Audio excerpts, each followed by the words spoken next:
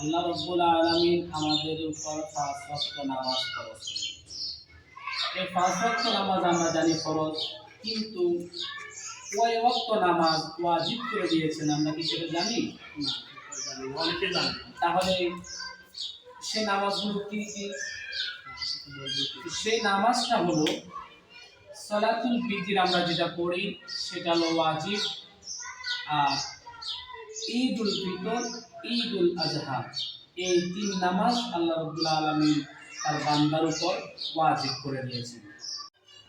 আসসালামু আলাইকুম প্রিয় দর্শক, সবাই কেমন আছেন? আপনাদের সুস্বাস্থ্য কামনা করে আজকে কিছু বিষয় নিয়ে আলোচনা করব। আজকে নামাজ সম্পর্কে কিছু অজানা তথ্য জানাবো। এই সম্পর্কে আলোচনা করার জন্য আলুকিয়া মাদিনাতুল তালিমুল কুরআন মাদ্রাসার সহকারী প্রধান হযরত মাওলানা আব্দুর রহমান সাহেবকে অনুরোধ করলাম, প্লিজ আপনি। এই জন্য আমরা এই তথ্যগুলো জানবো, যেটা ওয়াজিব অনেকেই জানি না। বিশেষ করে আমরা অনেকেই জানি না যে কোন নামাজ ওয়াজিব আর কোন নামাজ ফরজ। আল্লাহ রাব্বুল আলামিন ৫ ওয়াক্ত নামাজ দৈনিক ফরজ করে দিয়েছেন।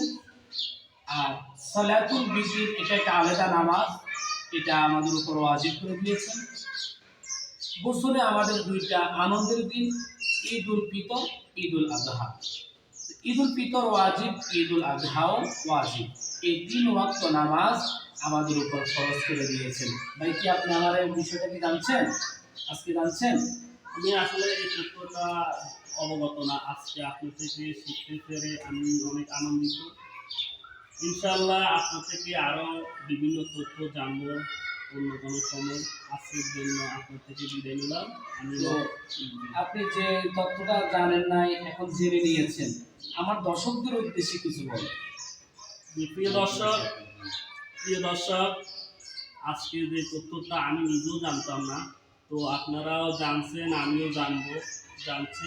তো আপনারা এই তথ্যটা জানবেন, শিখবেন, বুঝবেন এবং আমাদের চ্যানেলকে শেয়ার করে দিবেন, সাবস্ক্রাইব করবেন, এটা আপনাদের কাছে প্রত্যাশা করতেছি।